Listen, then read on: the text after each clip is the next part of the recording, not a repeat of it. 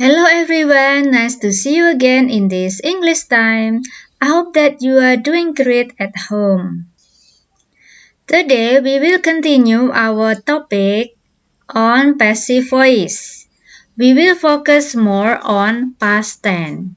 Do you still remember what is meant by passive voice? Okay, passive voice concerns more on the event. Kalimat pasif lebih fokus pada apa yang terjadi.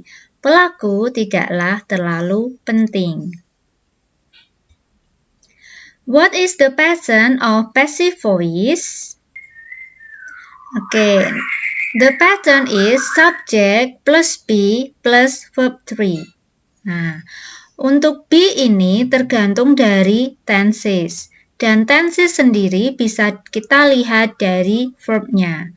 Karena kita fokusnya pada past tense, maka be yang kita gunakan adalah was atau were. How to change active to passive? Cara mengubah aktif ke pasif, langkah pertama adalah mengubah objek menjadi subjek. Langkah kedua, tambahkan be. Langkah ketiga, mengubah verb menjadi verb 3. Now, let's take a look at these examples. Dion bought a t-shirt. Tentukan dulu strukturnya.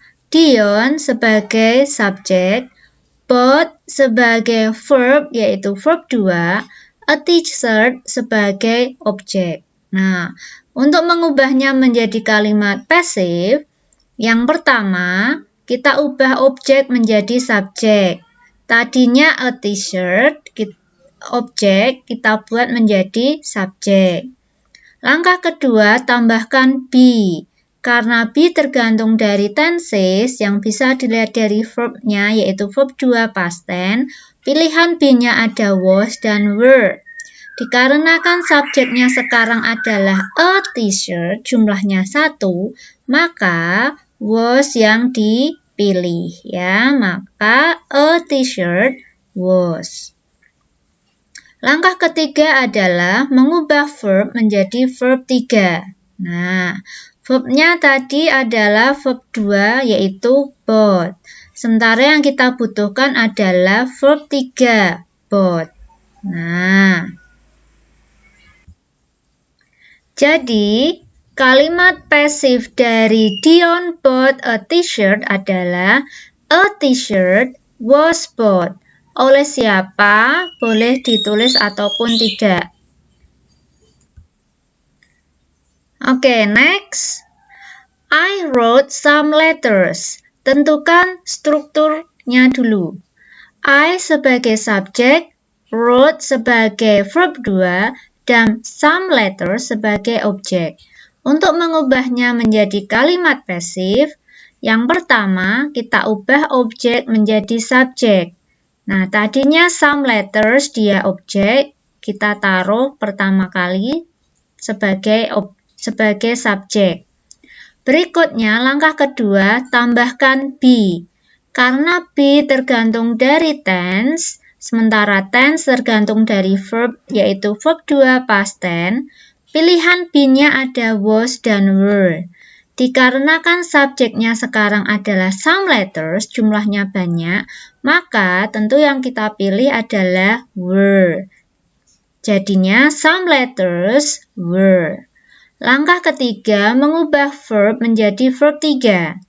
Nah, di atas yang digunakan adalah verb 2 wrote. Sementara yang kita butuhkan adalah verb 3-nya, yaitu written. Jadi, kalimat pasif dari I wrote some letters adalah some letters were written. Oleh siapa? Tidaklah terlalu penting, boleh ditulis ataupun tidak. Oke, next sentence. They built the bridge. Kita tentukan strukturnya dulu. They sebagai subjek, build sebagai verb 2, dan the bridge sebagai objek.